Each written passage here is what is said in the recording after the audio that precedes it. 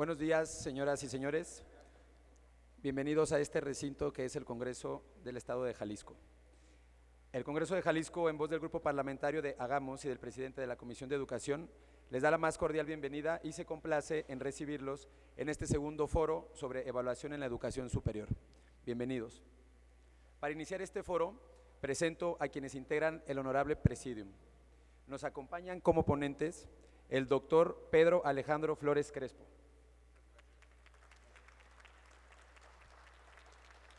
También nos acompaña el doctor Felipe Martínez Rizo. Esta vez lo hará vía remota. Bienvenido, doctor. También nos acompaña el doctor Eduardo Bakov Escudero.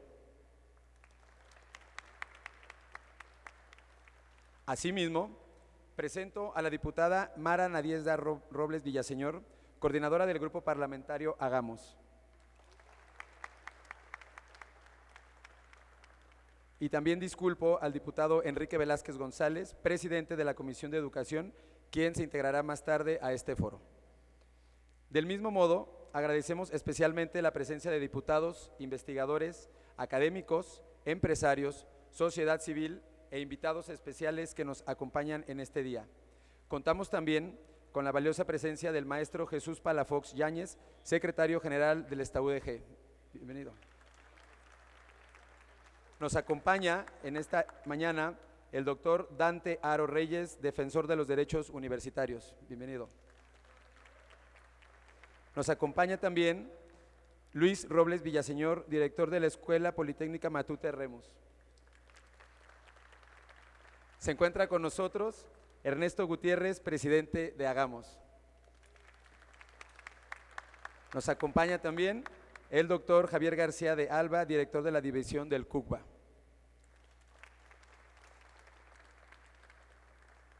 Sean todos ustedes bienvenidos y cedo la palabra a la diputada Mara Robles para que sea la moderadora y la encargada de darle el camino a este foro sobre evaluación en la educación superior.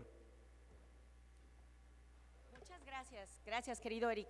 Saludo la presencia de la diputada Hortensia Noroña, quien como saben tiene una importante trayectoria en materia educativa y es para nosotros un honor que nos acompañe. Muchas gracias querida Hortensia.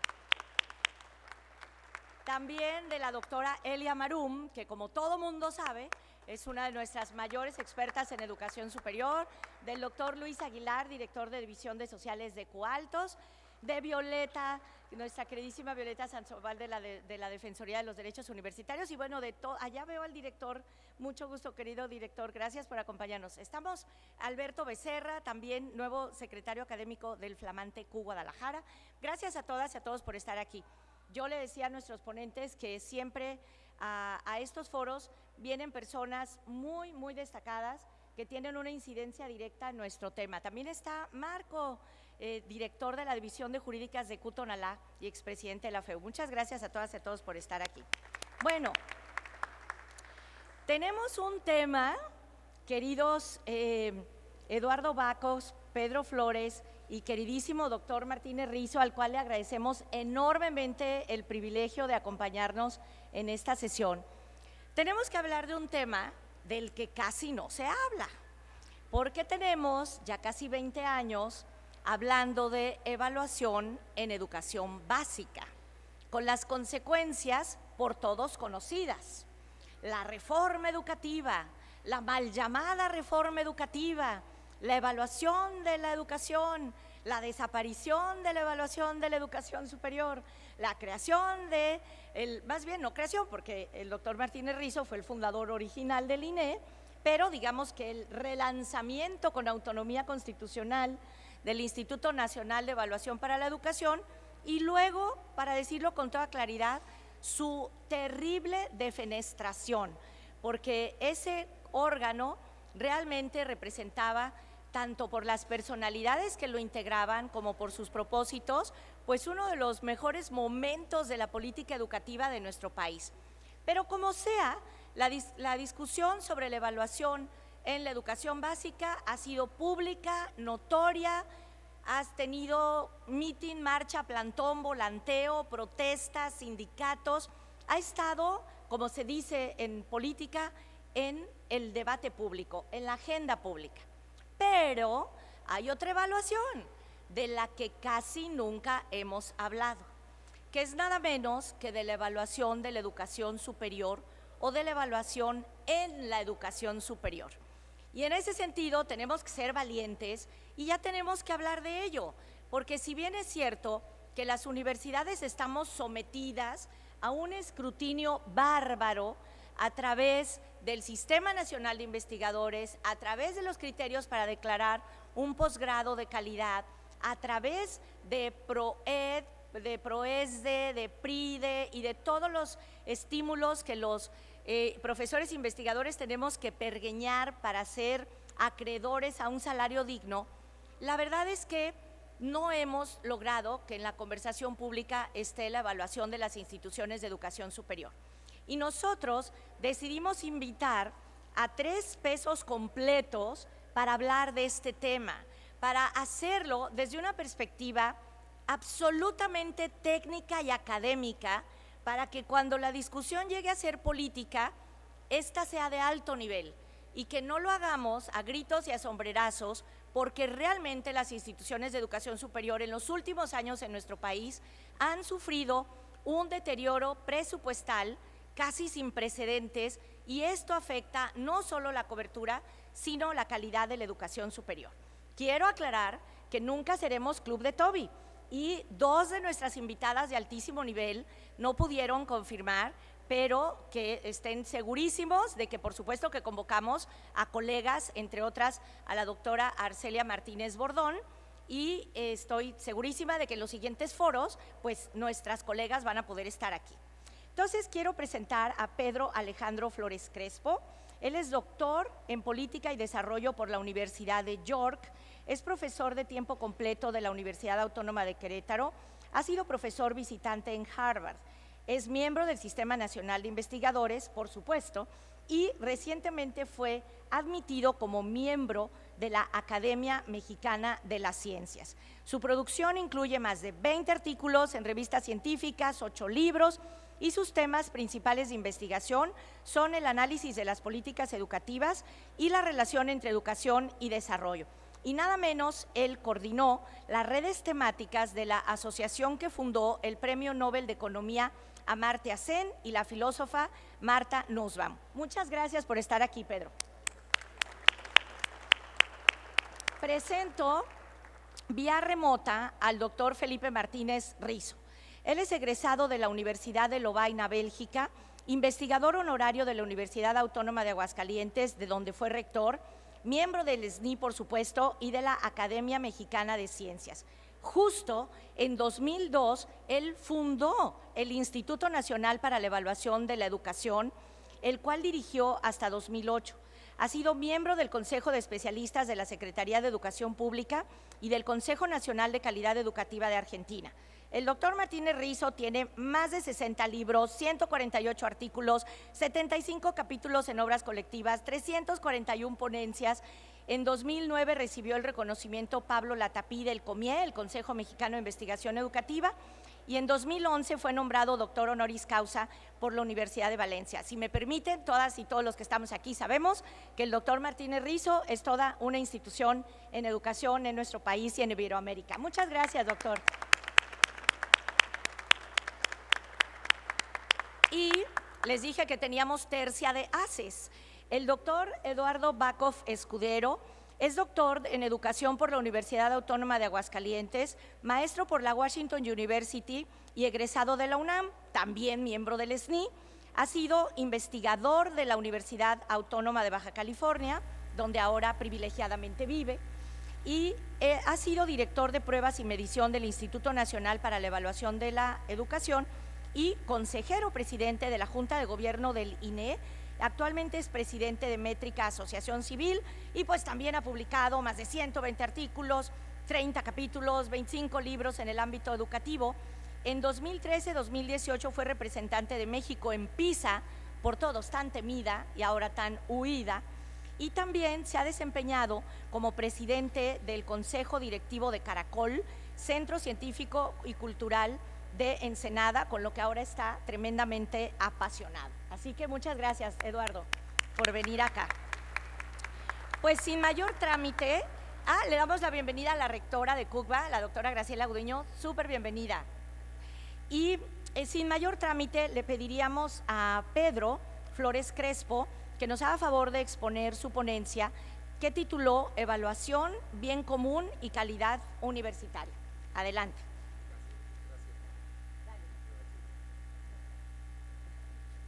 Buenos días a todas y a todos. En primer lugar, gracias a la legislatura por invitarme a este maravilloso lugar, especial con este foro, y a la diputada Mara Robles, quien siempre ha tenido una preocupación constante por el desarrollo educativo y desarrollo social. Gracias, Mara.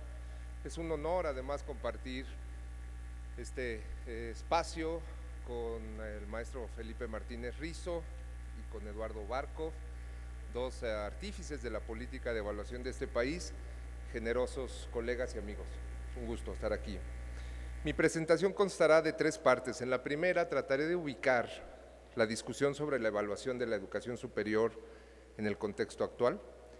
Después hablaré de una manera muy breve y limitada, haré un repaso crítico de la política de evaluación a nivel universitario, porque me parece que al enfrentar los retos que tenemos, pues es necesaria esta revisión de lo que hicimos bien y en dónde nos equivocamos.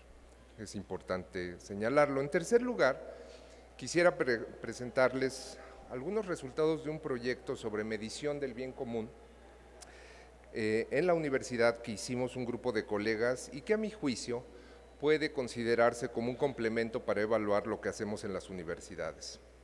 Voy con el contexto. Veo varios rasgos sobre los cuales podemos ahora discutir y desarrollar la política de evaluación educativa a nivel superior, pero me centraré en uno específico por razones de tiempo. A mí me parece que la evaluación educativa es ahora crecientemente impopular, aunque sea verdad que sea o que es social y educativamente necesaria. Es evidente que es necesario evaluar para conocer cómo es la realidad educativa y no cómo suponemos que es, porque entre saber y creer, pues hay un trecho, diría Luis Villoro.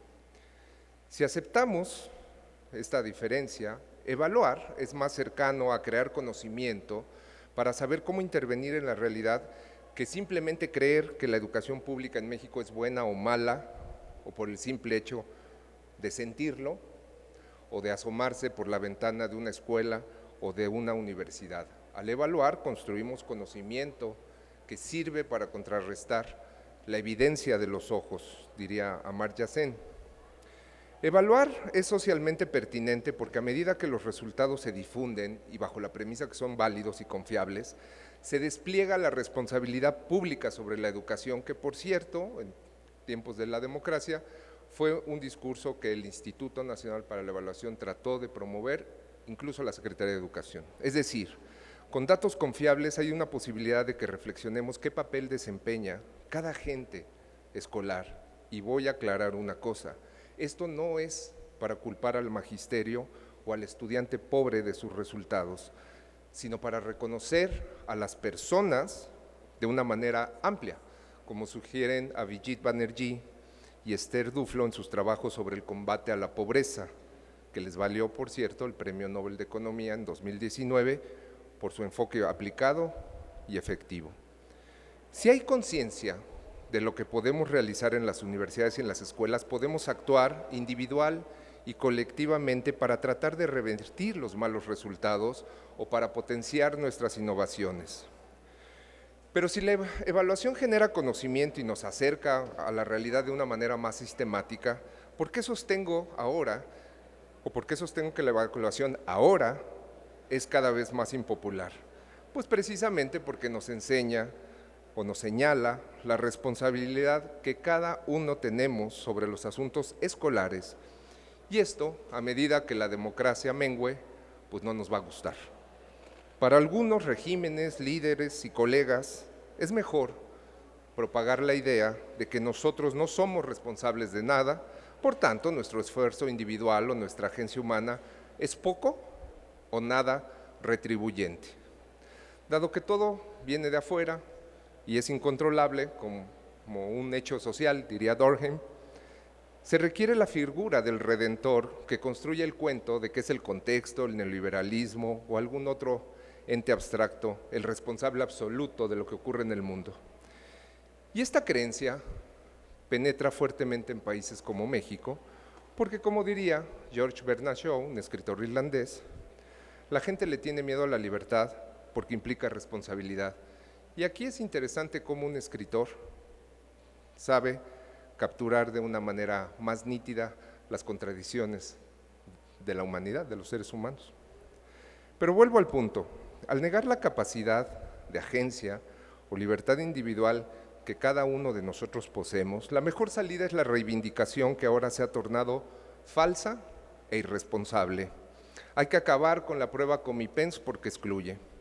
Desaparezcamos el INE porque es un órgano persecutor del magisterio. Estas medidas erróneas, como sabemos que fueron y van a ser, pueden tomarse ahora sin mayor resistencia, porque son políticamente rentables.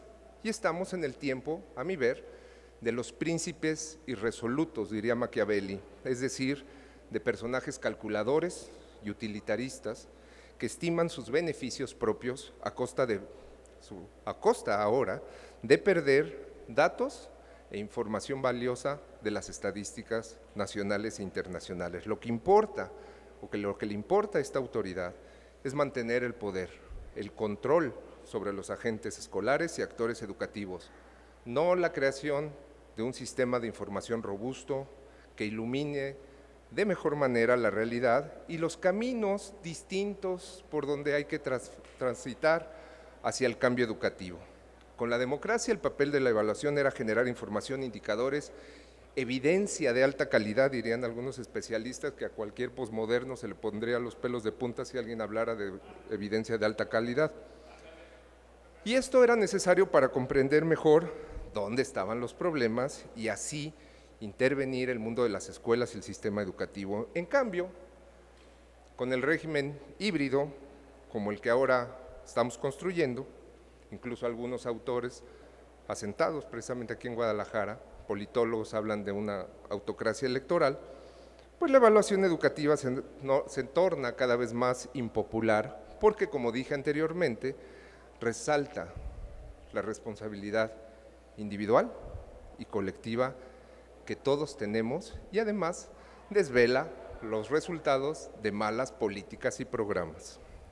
No por algo extinguieron al INE y ahora lo van a hacer próximos días con el Coneval. En estos tiempos políticos, desgraciadamente, más vale escudarse en los otros datos y en las realidades alternas que solo existen en la mente de algunos. Y este es uno de los rasgos más sobresalientes del contexto actual que observo y lo resalto porque este foro tiene la intención de discutir desde dónde podemos pensar el futuro de la evaluación de la educación superior. Hay otros incentivos que por tiempo me decían que tenían alrededor de 20, 30 minutos, que los voy a dejar para otro momento. Hay otros factores que observo en el contexto actual, la restricción financiera, el cambio de reglas en CONACYT, etcétera, etcétera. Los voy a dejar para otro momento y paso ahora a comentar qué pasó con la evaluación de la educación superior en los últimos 30 años. Bueno, varios colegas investigadores han identificado aciertos y fallas del sistema de evaluación, certificación y acreditación de la educación superior. Entre los aciertos que podemos mencionar está en primerísimo lugar la construcción de un andamiaje institucional para coordinar la política de evaluación universitaria. En 1991 surgen los comités interinstitucionales para la educación superior, que como ustedes saben, evalúan programas académicos de licenciatura. En 1994 nace el Ceneval, que está cumpliendo 30 años, para evaluar a los estudiantes, el aprendizaje de los estudiantes a través de exámenes estandarizados, y en el 2000 surge el Consejo para la Acreditación de la Educación Superior, la COPAES, y con ello, al nacer estas instituciones, al tener este andamiaje institucional, pues las metodologías, las técnicas, se fueron mejorando para crear un campo de conocimiento y de especialización en México que fue y que es referente en otros países. Otro acierto de la política de evaluación superior fue contribuir al reordenamiento de los procesos internos de algunas universidades, dado el desmedido crecimiento en plazas administrativas, académicas, escasa planeación, uso clientelar y, por tanto, discrecional de los recursos públicos. La evaluación me parece que contribuyó a crear esquemas más racionales para la asignación de recursos. Al ligar el financiamiento público con la evaluación, se esperaba, teoría, que hubiera una gestión universitaria más eficaz, así como mejores resultados. Pero como ocurre normalmente con lo que hacemos los seres humanos, pues pronto nos enfrentamos a las contradicciones de lo concreto. Al ponerse en marcha los esquemas de evaluación universitaria, varios colegas alertaron de que estaba siendo sobredimensionada, acarreando varios problemas. Uno de ellos fue dejar de ver la evaluación como un medio valioso para discutir y deliberar los cambios institucionales y concentrarse solamente en pasar el examen, la acreditación o la certificación, pues llevaba el riesgo de andar simulando cosas. Prepararse solo para pasar un examen o la acreditación ocasiona que dejemos fuera cuestiones sustantivas de nuestro ejercicio docente y de investigación, o que obviemos lo que logramos en común, como reclama Michael Sandel en su libro La tiranía de la meritocracia. Otra limitación de la política de evaluación de educación superior, según Anúñez, una comisión que se crea desde 2008, fue que no había evidencia significativa que la evaluación estaba contribuyendo a la mejora de los aprendizajes del estudiantado. Y es muy curioso, para una institución como la universidad, abocada a generar conocimiento, que después de 30 años no supiéramos cómo estábamos formando académica e intelectualmente a las personas. Este vacío de información se ha ido llenando con datos poco confiables, derivado de lo que ustedes conocen como los rankings, que son creados por empresas o incluso por medios periodísticos, y aún peor, este vacío se llena por el prestigio heredado de las instituciones de educación superior o el prestigio de boca en boca, que son puras cosas subjetivas. ¿Por qué no hemos podido construir una evaluación que nos muestre de manera confiable cómo se desempeñan las diferentes y diversas universidades de México en términos de aprendizaje? ¿Es un problema técnico o es un problema político? Pues parece que ambos, aunque quizá lo último se impone.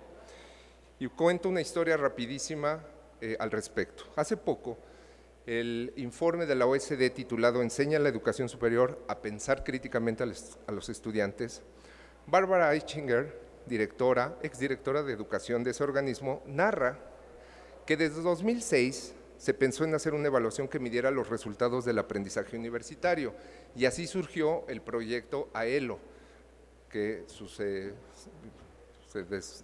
deriva la cifra en Assessment of Higher Education Learning Outcomes, la cual se asentaba, según ellos, en el éxito que había tenido PISA y que, como ustedes saben, se aplica a los jóvenes de 15 años y más para tratar de ver qué pueden hacer con su conocimiento adquirido. Dice Eichinger que el proyecto de AELO dividió opiniones, algunos se retiraron y algunos quisieron seguir en este proyecto de medición de aprendizajes y por lo tanto aplicaron un instrumento llamado evaluación colegiada del aprendizaje, que fue diseñada para medir habilidades genéricas, tales como pensamiento crítico, resolución de problemas y comunicación escrita. El reporte de la OSD es muy interesante porque presenta datos para varios países, Estados Unidos, Italia, Inglaterra, Chile, Finlandia y México, con el caso de la Universidad de Guadalajara. Una de las cosas más destacadas del reporte es que se constata que hay variaciones de los resultados de aprendizaje de acuerdo con la estrategia pedagógica utilizada. Contrario a lo que se cree y a las demandas que muchas veces los profesores enfrentamos de los estudiantes de tener clases prácticas, pareciera, según estas pruebas, que el pensamiento crítico florece en ambientes instruccionales que demandan involucrarse de una manera constante, sistemática y muy profunda en seminarios, talleres y clases sistemáticas. Además, bueno, pues el reporte señala algo que ya sabíamos, intuíamos, pero que no teníamos evidencia para mostrarlo, es que los títulos universitarios no necesariamente reflejan las habilidades cognitivas que poseemos, y esto me parece que sirve para ir combatiendo la idea de credencialización, para concentrarnos en algo sustantivo, la ampliación de las capacidades y de las habilidades de todas y de todos los jóvenes. Todas estas críticas sirven para pensar cómo diseñar y poner en marcha nuevos esquemas de evaluación de la calidad universitaria.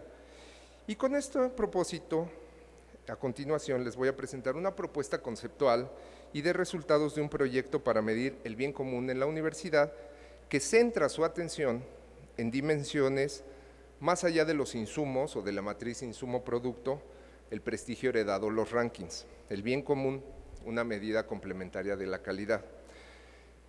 Hasta aquí podemos ver algunos rasgos en la revisión que he hecho y que otros colegas han hecho de la política de evaluación de educación superior. Y hay 6 elementos, 6 aspectos que quisiera remarcar para empezar la propuesta. Primero, pareciera que el concepto de calidad que se utiliza en educación superior es elusivo, lo cual nos lleva a preguntar, ¿quién fija la calidad de la educación superior en México? ¿El académico, la SEP, el partido oficial, los maestros, la OSD, el psicómetra o la NUYES, que ahora en el documento de política pública habla de estándares de excelencia? A mi juicio, un referente normativo como lo es el de la calidad, para que tenga significado y opere bien en la realidad, debe ser sujeto de un ejercicio amplio de deliberación pública. Y por eso es muy buena la idea de Mara de decir, discutamos académicamente estos temas para que cuando llegue el momento de tomar una decisión, pues tengamos elementos para hacerlo. La falta de una definición clara de calidad educativa en el nivel universitario resalta, a mi juicio, la segunda limitación. Se han evaluado competencias genéricas de los estudiantes, pero aún no se avanza en medir y comparar conocimientos disciplinares. ¿Es verdad que la UNAM forma a los mejores médicos del país o solamente es un prestigio heredado? Pues no sabemos.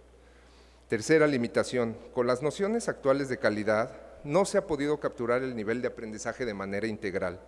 Y entonces, cuarto aspecto, no es claro de qué manera la evaluación contribuye a mejorar el logro escolar o la ampliación de las capacidades. Quinto aspecto, centrarse en indicadores referidos al mercado laboral para dar cuenta de la calidad universitaria es limitado.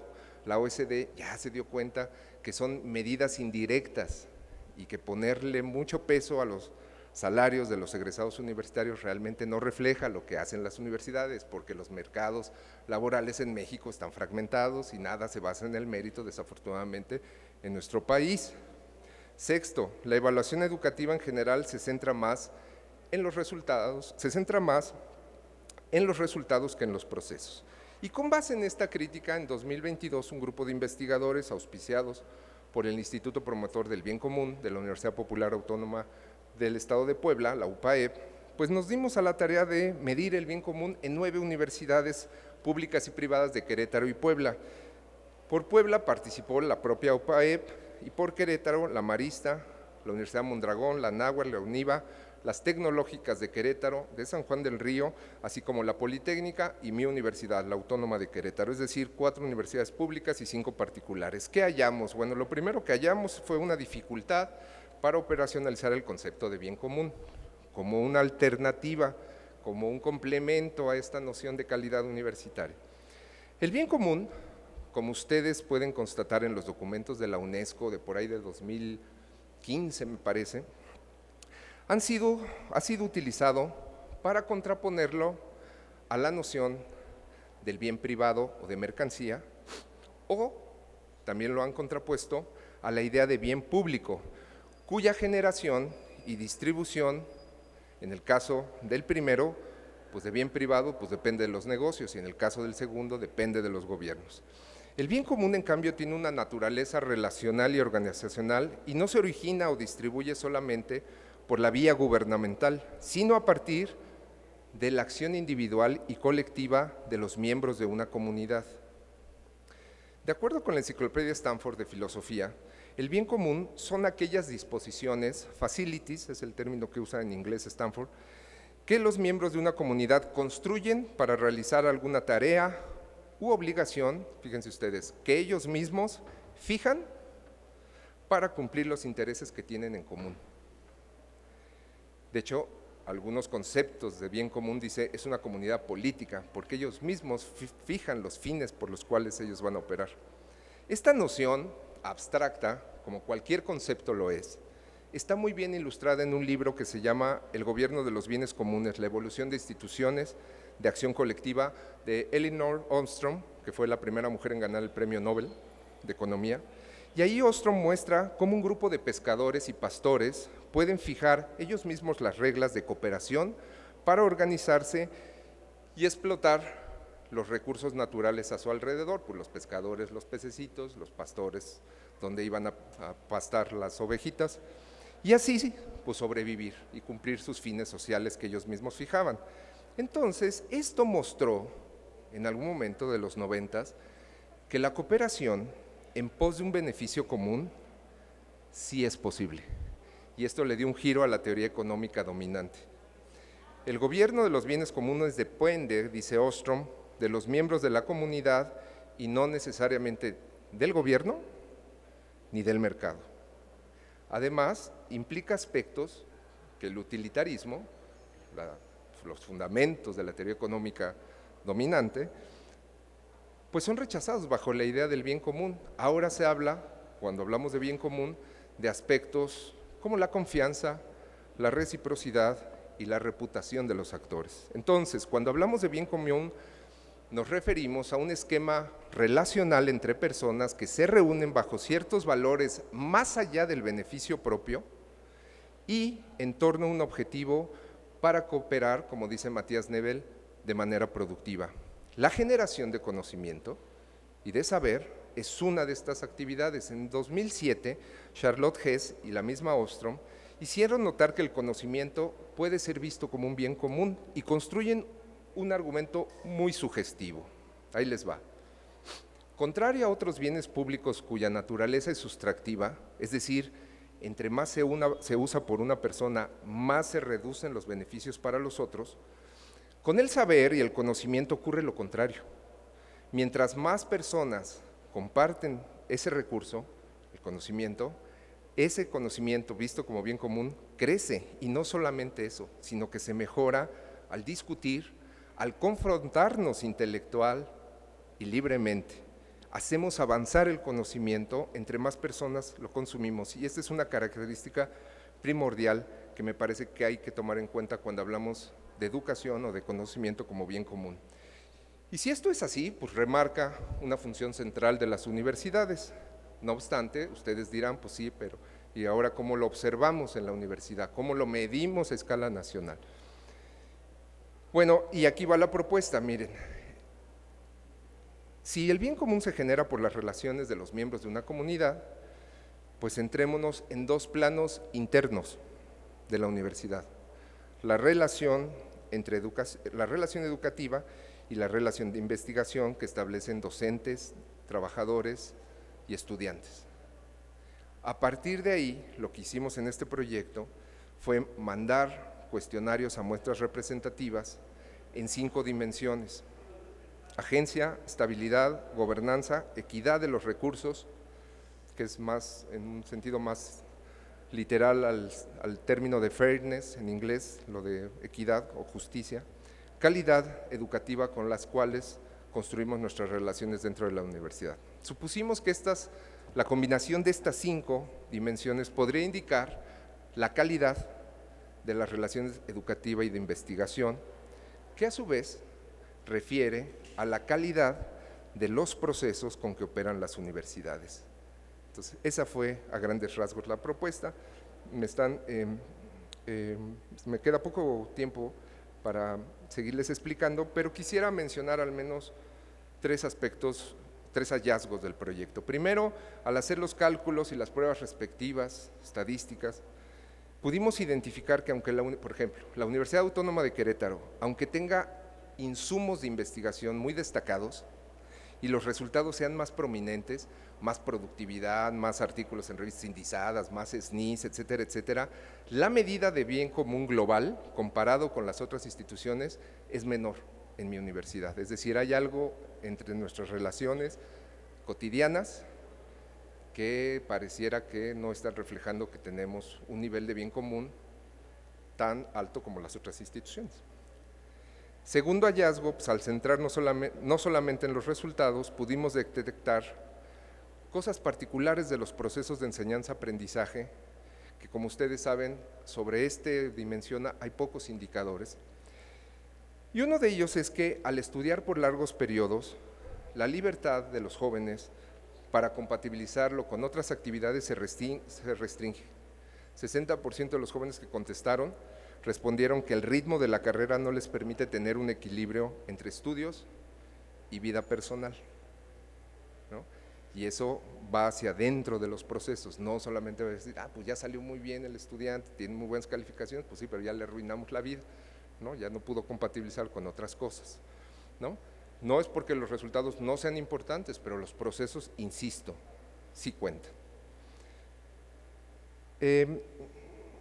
Quiero ya cerrar concluyendo como empecé, agradeciendo a Mara, a todas, a todos ustedes por su atención, donde en esta exposición pues traté de resaltar un aspecto que no es común que discutamos en el contexto político actual, que es, insisto, quizá ustedes tienen un punto de vista diferente, pero la evaluación en estos momentos es muy impopular, políticamente, pero es social y educativamente necesaria. El régimen político cambió, así como las prioridades, los referentes y los imaginarios.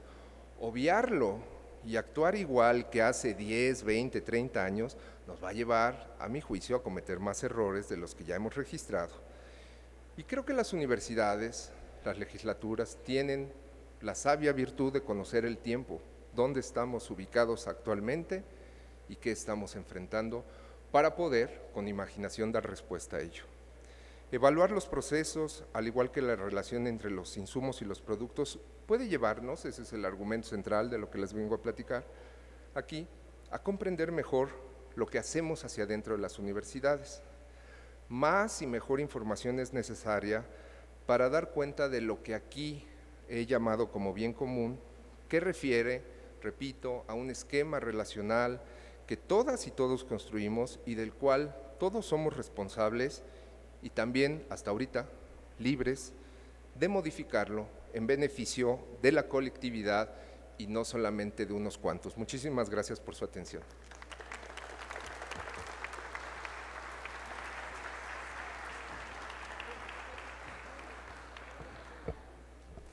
Antes de continuar, me gustaría agradecer la presencia a este foro del maestro Jesús Ramírez, director de la Prepa 16. Bienvenido. También se encuentra con nosotros la doctora María Esther Avelar, coordinadora general académica de la Universidad de Guadalajara. Bienvenida. Se encuentra con nosotros el día de hoy el doctor Francisco Aceves, presidente de la Asociación de Ingenieros Biomédicos. Bienvenido. También nos acompaña la doctora Ana Esther Mercado, subdirectora general de Enseñanza e Investigación del OPD Hospital Civil de Guadalajara. Bienvenida. A su vez, el doctor Enrique Cabrales Vázquez, coordinador de enseñanza de la OPD Hospital Civil de Guadalajara. Bienvenido. Se encuentra con nosotros Maelvi Lisset Muñoz, del ITESO, el día de hoy también con nosotros. Bienvenida. También nos acompaña en esta mañana el doctor Alfonso Hernández Barrón. Muchas gracias por estar aquí. Por último, también me gustaría mencionar la presencia de la exdiputada Abril Alcalá Padilla, que está el día de hoy con nosotros. Bienvenida. Sin más preámbulo, cedo el uso de la voz a nuestro siguiente ponente, el doctor Felipe Martínez Rizo. Todo suyo, doctor.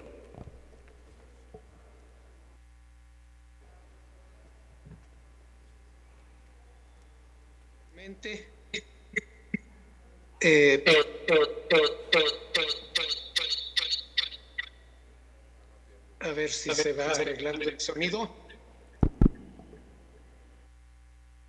Vamos a ver. ¿Ya me escuchan bien? Bueno.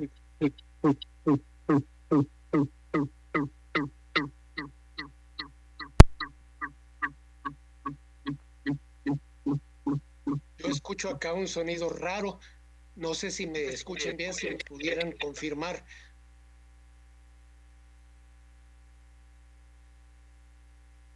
Sí, parece que sí, ¿verdad?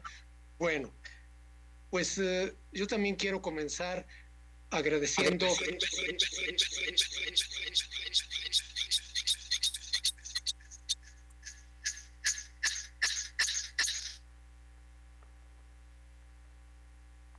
Quiero agradecer en especial a la diputada Mara Robles la invitación para estar en este foro en compañía de colegas tan apreciados y buenos amigos como son Pedro Flores y Eduardo Bacov.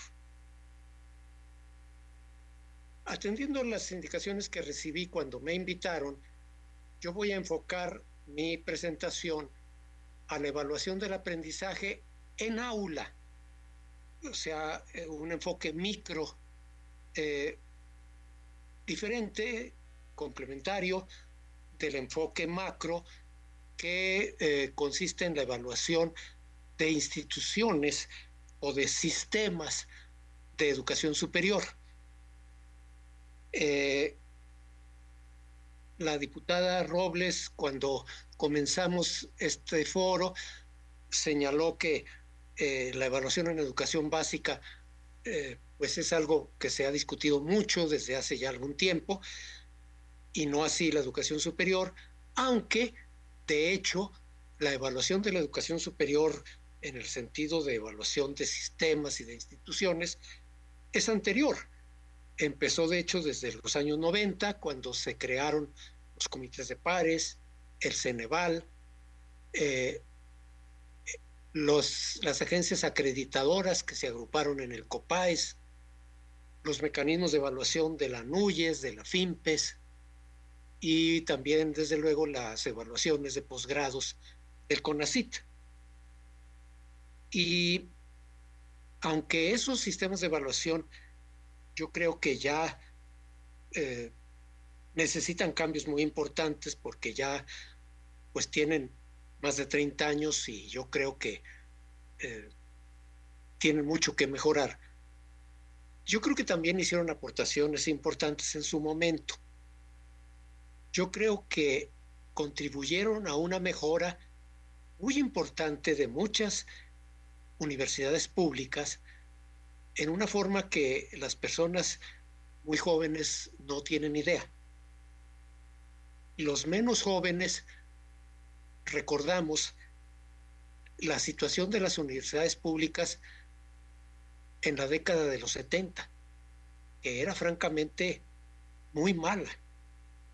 Empezando por la UNAM, cuando Soberón tomó posesión como rector, tuvo que hacerlo en el estacionamiento de la Facultad de Medicina porque estaba tomada la institución. Las universidades llamadas democráticas, críticas y populares, incluyendo a Puebla, Guerrero, Sinaloa, Zacatecas, Oaxaca, eran un caos. Otras instituciones como la UDG eran muy grandes y muy malas. Y yo creo que en este momento la UNAM, la UDG, Puebla, etcétera, son instituciones muy grandes y muy respetables, aunque obviamente tengan muchas cosas que mejorar, pero son muchísimo mejores a como lo eran en los 70s. Y eso en buena medida se debió a los esfuerzos de evaluación que se emprendieron en los 90s. Bueno, yo no voy a hablar de eso, voy a hablar, como ya dije, del aprendizaje, de la evaluación del aprendizaje en el aula, en educación superior. Y voy a hacerlo entonces repasando los conceptos fundamentales que incluye este título. Y empiezo, como ya tenemos en pantalla, con el concepto de aprendizaje. entendiéndolo como adquisición y construcción de conocimientos, habilidades, actitudes, lo que también se suele llamar globalmente competencias. Y añado que hay de muchos tipos que se pueden distinguir según dos aspectos. Según los contenidos, lengua, matemáticas, ciencias, etcétera, o según la complejidad o profundidad. Y para esto se han hecho muchas taxonomías, desde la más antigua, la de Bloom, que se publicó en 1956, después de 8 años de desarrollo. Empezó Bloom en 1948.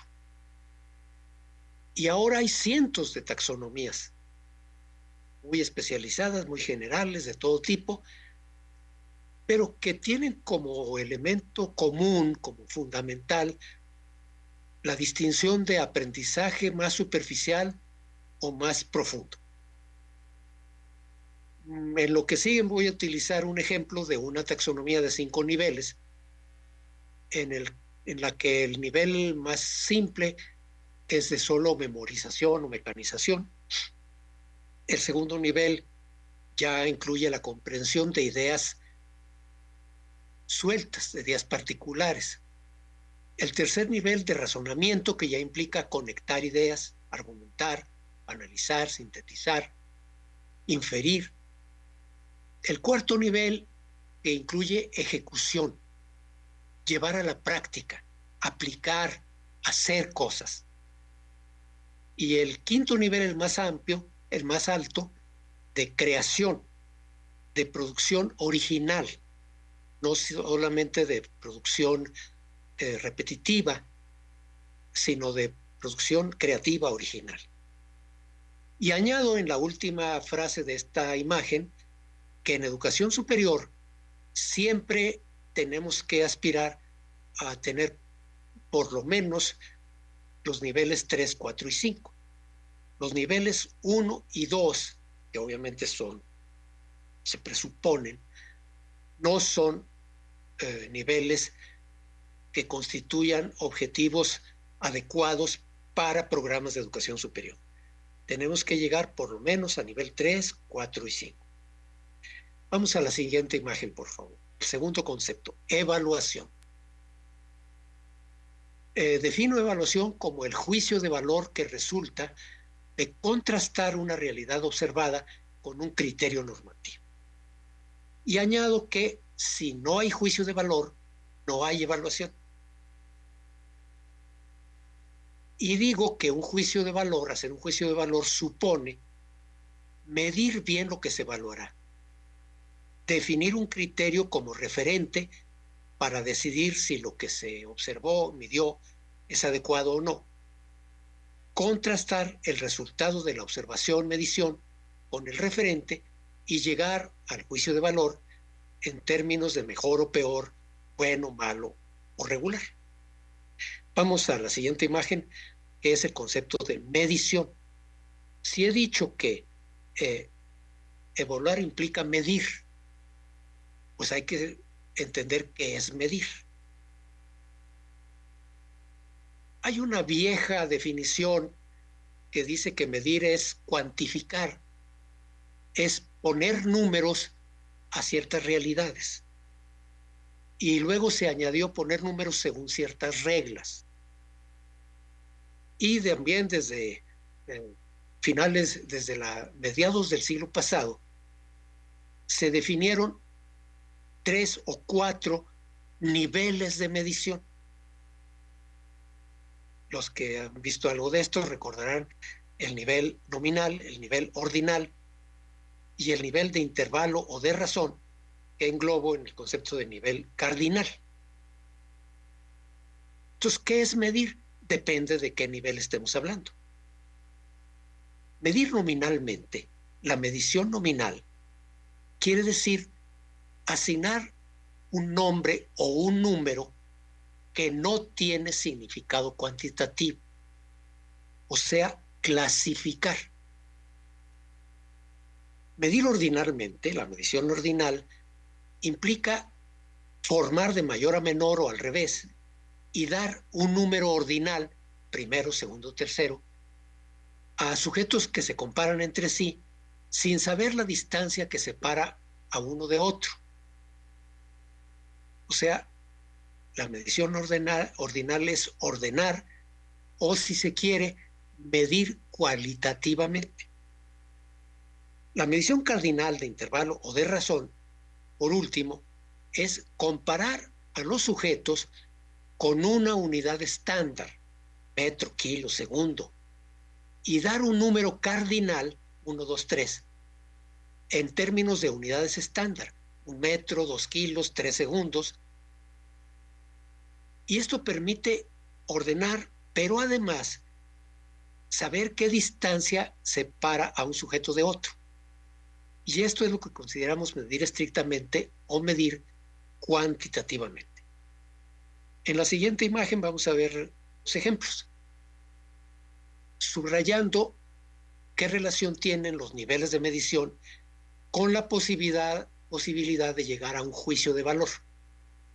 La medición nominal no permite ni siquiera un juicio relativo, porque los números que se ponen nominalmente, 1, 2, 3, no implican que algo es mejor o peor que otro. Si en una encuesta pregunto yo sobre el sexo de los sujetos y le pongo 1 a los hombres y 2 a las mujeres, o 1 a los hombres y 0 a las mujeres, o viceversa, o pregunto el estado de nacimiento y le pongo 1 a Aguascalientes, 2 a Baja California, 3 a Baja Sur, 4 a Campeche y 32 a Zacatecas, esos números no tienen sentido numérico. No son realmente números en el sentido cuantitativo. Son simplemente categorías que no permiten decir que algo es mejor que otra cosa. No es mejor ser hombre que ser mujer. No es mejor ser de Aguascalientes que ser de otras partes, aunque algunos pensamos que sí. Entonces, no se puede hacer ningún juicio de valor con base en números nominales, en mediciones nominales que son simplemente clasificaciones en categorías. La medición ordinal permite juicios relativos, o sea, un juicio que depende de con quién se compare.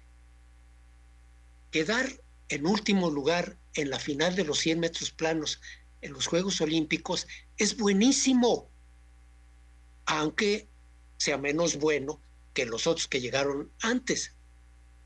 En cambio, ganar los 100 metros planos en una carrera escolar en mi prepa, pues es mejor que quedar en último lugar, pero no tiene nada de notable.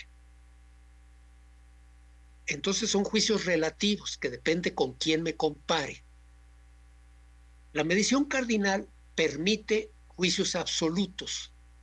Correr los 100 metros planos en 9 segundos, 9 décimas es buenísimo, aún llegando detrás del que hizo 9 segundos, 8 décimas. Y correr 100 metros en 14 segundos es malísimo, aunque haya llegado en primer lugar en una carrera en la escuela. Entonces, la medición nominal no permite siquiera juicios, la medición ordinal permite juicio relativo y la medición cardinal permite juicios absolutos. Vamos a la siguiente, que dice justamente esto. En la siguiente ya vemos los métodos de evaluación. Y entonces pregunto, ¿es posible evaluar el aprendizaje habiéndolo medido? ¿Es posible medir y evaluar el aprendizaje? Y yo respondo sí, ordinalmente. Cardinalmente es muy difícil. Y para eso hay varios métodos, y pongo aquí 4 métodos. Método de selección de respuesta, preguntas de opción múltiple, de falso verdadero, de relacionar columnas. En segundo lugar, preguntas de respuesta abierta, que se desarrollan con cierta amplitud. En tercer lugar, métodos de ejecución o desempeño, que consisten en actividades reales, ejecución o desempeño. en el sentido que se dice que un músico ejecuta una pieza o que un actor desempeña un papel. O sea, son métodos en los que los sujetos deben de ejecutar o desempeñar actividades reales. Y por último, métodos de interacción verbal, respondiendo a preguntas, reaccionando ante argumentos. Todos los métodos tienen pros y contras.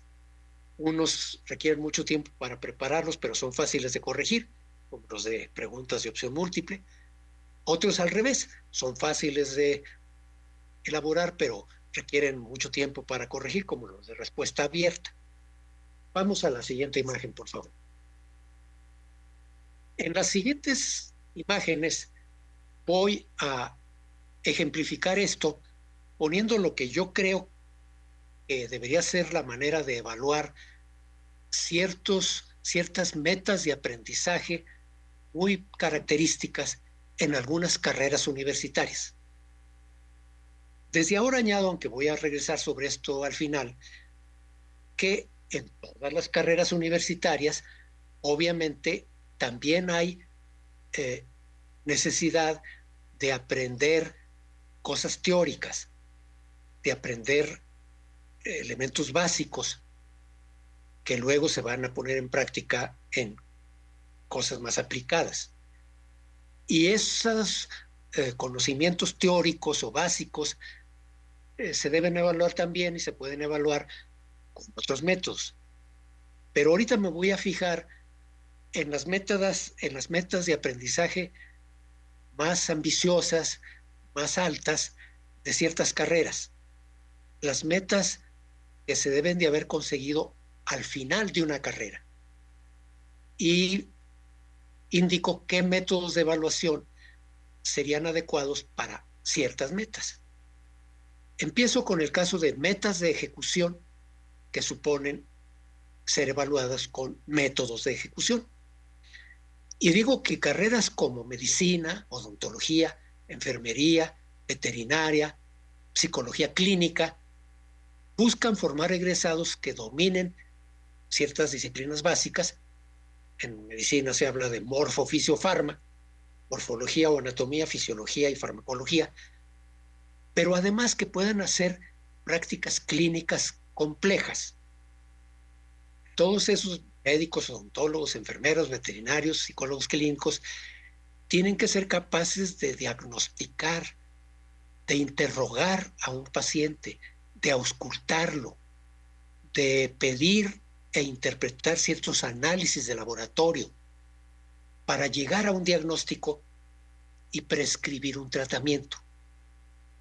Entonces, lo que se espera de un médico o de un médico veterinario o de un odontólogo, etcétera, no es simplemente que sepa cosas teóricas de anatomía o de fisiología, sino que domine prácticas clínicas para poder atender pacientes reales, enfermos que le lleguen, una mujer, niño, un anciano, un adulto, hasta diagnosticarlos acertadamente y prescribir un tratamiento adecuado. O eventualmente canalizarlo a un especialista si considera el médico de base que se trata de una enfermedad ya más compleja para la que es mejor que sea un especialista. Esto también ocurre con carreras de artes plásticas como la música, el teatro, etcétera.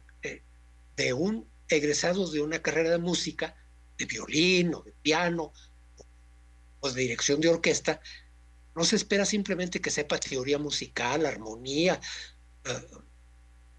sino que sepa integrar todo y poner en la práctica, ejecutando piezas de cierta complejidad con un nivel adecuado, o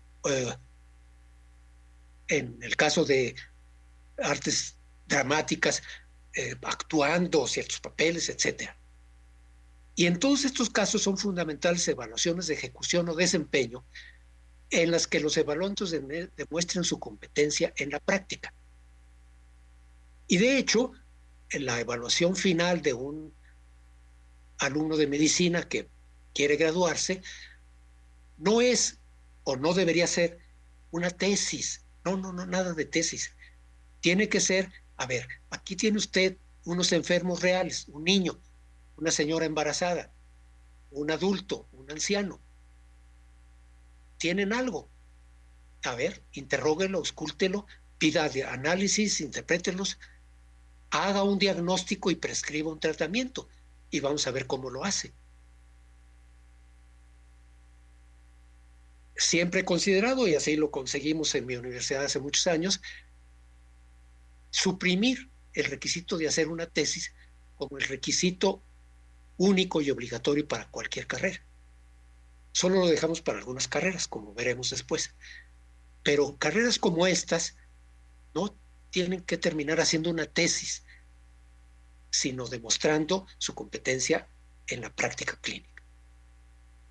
Vamos a la siguiente. Vamos a ver otro caso. Metas de creación profesional y métodos de evaluación auténtica.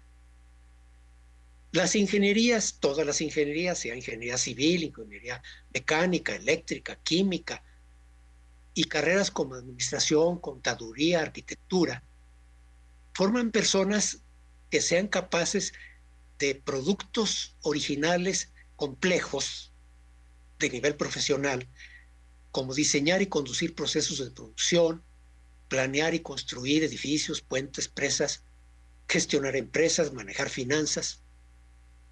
Y entonces es fundamental utilizar métodos de evaluación de tipo respuesta abierta, pero que consistan en demostrar la competencia para hacer productos profesionales de complejidad real, lo que se llama una evaluación auténtica, según la carrera. Hacer un proyecto de un edificio o de un proyecto para un puente o proyecto para una empresa, etcétera. Obviamente también aquí se requieren ciertos conocimientos teóricos, igual que en medicina o en cualquier carrera de las anteriores, que se tienen que evaluar también. Vamos al siguiente caso. En el caso de metas de creación de investigación y tesis. Y entonces aquí señalo que las carreras de ciencias básicas, física, química, biología y todas sus variantes, preparan egresados competentes para hacer estudios complejos, investigaciones, desde la síntesis de investigaciones anteriores hasta la realización de investigaciones originales, aplicando los métodos y las técnicas propias de cada campo. Esto se aplica también con las adaptaciones del caso a carreras de ciencias y humanidades. Y en estos casos la evaluación sí deberá consistir en un trabajo original, en la forma de un informe escrito, una tesis, en la que se demuestre que se ha hecho un trabajo original que cumpla con los estándares del campo. Y también estas carreras necesitan dominar ciertos conocimientos teóricos que también. Vamos a la siguiente imagen, por favor. En donde hablo del cuarto método, las evaluaciones de interacción verbal. Cuando se interroga a los sujetos para que respondan argumentando su respuesta, dando razón de lo que dicen, o reaccionando ante un argumento que se les presenta. Y digo que en todas las carreras que ya mencioné, cualquier carrera universitaria, además de las competencias particulares que se esperan que tenga al final de la carrera cada uno de estos profesionistas, siempre se deberán evaluar los conocimientos teóricos que esos profesionistas tienen que manejar para que su trabajo no sea simplemente aplicar mecánicamente recetas, lo que es propio de un técnico, sino que sea ya hacer respuestas originales, propias. Se pueden usar evaluaciones de respuesta abierta o incluso de selección de respuesta. Hace rato recordaba, por ejemplo, cuando Pedro decía que cómo sabemos si realmente los egresados de medicina de la UNAM son los mejores, que nomás el prestigio. En el caso de medicina, es el único caso de las carreras universitarias que desde hace mucho tiempo cuentan con unas herramientas que sí permiten comparar carreras de distintas instituciones, que son los exámenes de ingreso a las residencias médicas para el posgrado. Desde hace mucho tiempo, para entrar a una residencia de posgrado, se tiene que hacer el examen nacional de ingreso a las residencias, que es un examen único, de respuestas estructuradas, pero muy complejo, bastante bueno. Y la proporción de los egresados de una carrera de medicina que son aceptados en los posgrados me dice qué tan buena es esa licenciatura.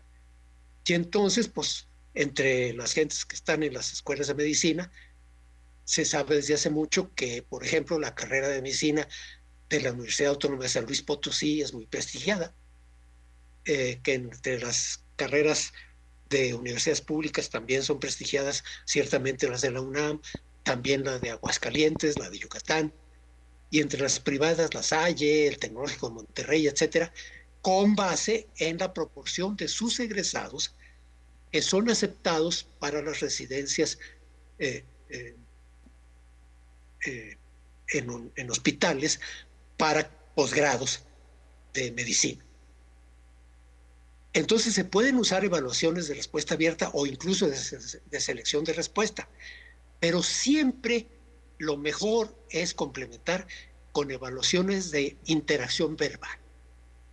O sea, preguntarle al evaluando y hacer lo que nos explique, que nos dé razón de sus opiniones, que sustente lo que afirma o lo que niega, que argumente, que justifique o que reaccione a un argumento que yo le doy y diga por qué coincide o por qué no coincide, etc.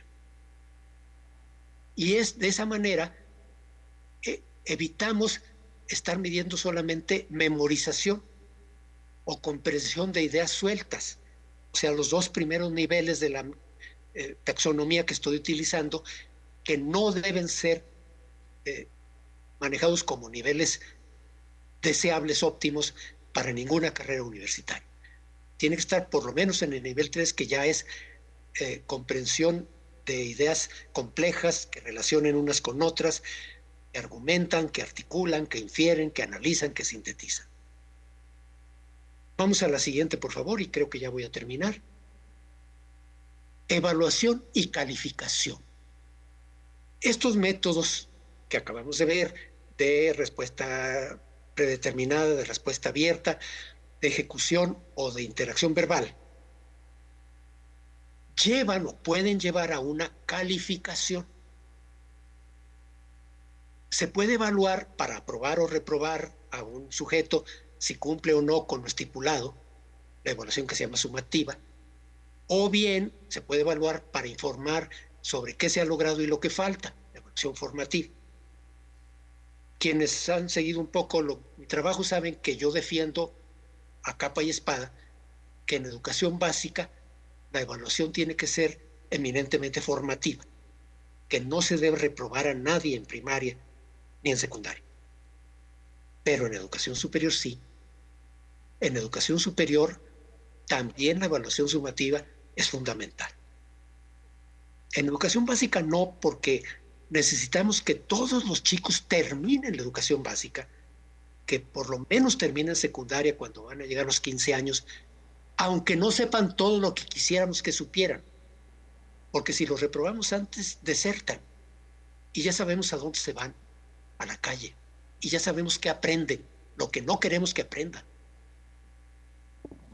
al narcomenudeo o a matar.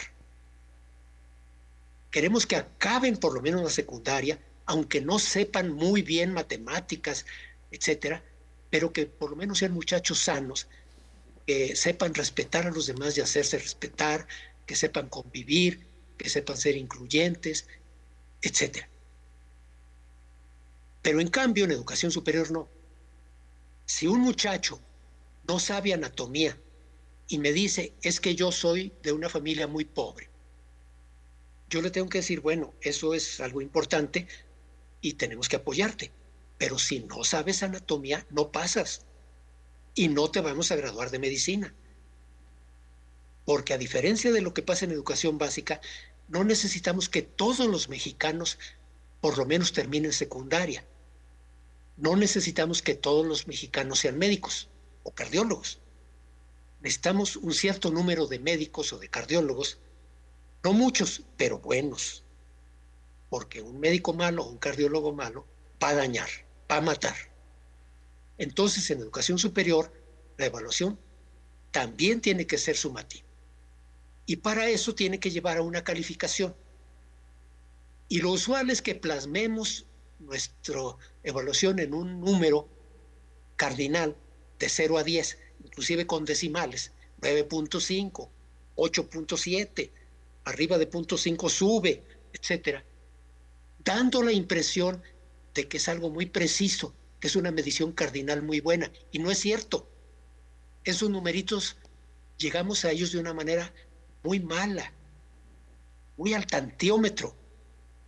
Y le sumamos a los aciertos que tuvo en una prueba malhechota, le damos un punto más por participación y le quitamos un punto más por faltas o qué sé yo, lo cual no es alquimia. Pedro Ravela dice que es como el caldero de la bruja, en que la bruja llega a la pócima mágica echando un pelo de rana y una pata de vampiro y no sé qué. Así le combinamos cosas y llegamos a un numerito mágico. No, no es una medición cardinal porque no tenemos unidades estándar ni controlamos los intervalos. Es una medición ordinal porque nomás comparamos a los muchachos entre sí. Y sí decimos, pues el que tiene 10 está mejorcillo que el que tiene 9 y el que tiene 9 está mejor que el que tiene 8. Pero ¿qué distancia hay entre el 10 y el 9? ¿Quién sabe? ¿Es igual o mayor que la distancia entre el 9 y el 8? Ni idea. Entonces, para llegar a una calificación ordinal más consistente, hay que usar rúbricas. No me extiendo aquí, ya voy a terminar, porque esto llevaría mucho más tiempo, pero las rúbricas son las herramientas más adecuadas para llegar a una calificación ordinal consistente a partir de evaluaciones de nivel ordinario. Para reducir la subjetividad de la calificación, lo ideal es que haya varios calificadores. Como lo sabemos desde hace mucho, cuando ponemos que en las evaluaciones más importantes, por ejemplo, las que van a dar acceso a un grado, pues ponemos un jurado y no dejamos que sea un solo maestro el que califique. Y por último, la última frase, las evaluaciones de interacción verbal eliminan el riesgo de copia. Obviamente, ahorita con la inteligencia artificial de lo que va a hablar Eduardo al rato, y tengo mucha curiosidad de oírlo porque yo de eso casi no sé nada, es algo, yo creo que potencialmente tiene muchas cosas valiosas y también muchos riesgos, entre ellos, pues que es más difícil detectar si una persona hizo realmente el texto que entregó. Y obviamente detectar el plagio pues se vuelve complicado. Pero si el plagio es malo, y obviamente yo estoy convencido de que es malísimo, y me parece inaceptable que una ministra de la Corte siga diciendo que no plagió cuando es evidente que lo hizo, tanto en su tesis de licenciatura como en la de doctorado, de una manera absurda. Pero es peor comprar la tesis. Y en internet no batalla uno nada para encontrar quién le hace uno la tesis por X dinero. Y entonces puede salir una tesis bastante decente, pero que no la hizo el que la entrega, la compró, lo cual es todavía peor que plagiar. ¿Y cómo le hacemos para detectar eso? Pues con una interrogación oral amplia para ver si el sujeto que presenta el documento realmente lo maneja, lo domina, porque lo hizo, o porque aunque no lo haya hecho, sí domina eso, lo sabe. Obviamente, si no hago esa interacción verbal, viendo el puro documento, es muy difícil que llegue yo a detectar eso correctamente. Esto es lo que creo que ya tenía que decir yo sobre evaluación de aprendizajes en las aulas de educación superior. Muchas gracias.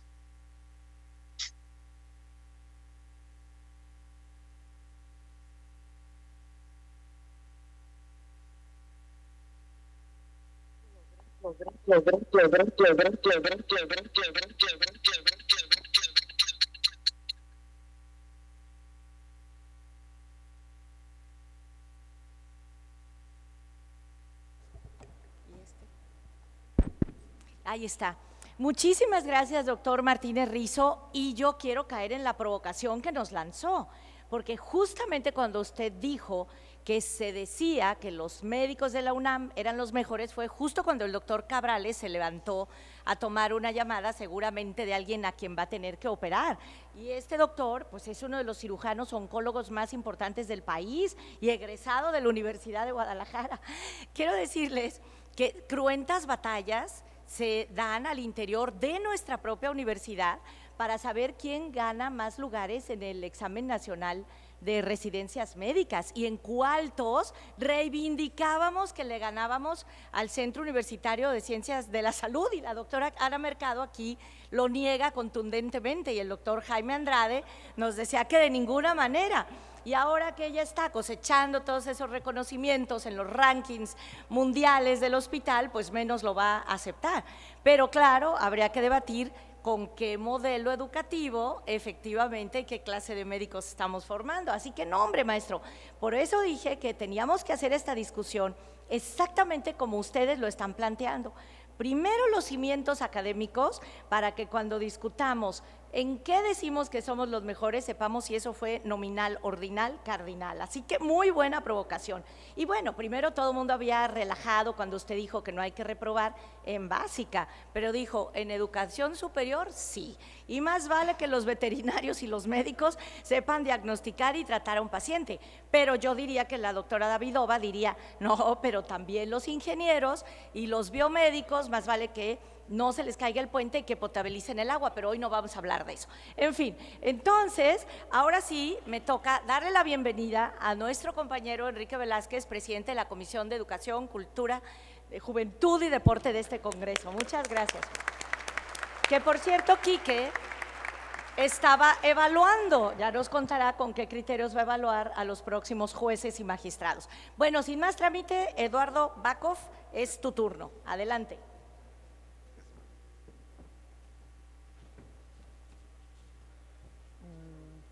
Gracias, muy buenos días todavía.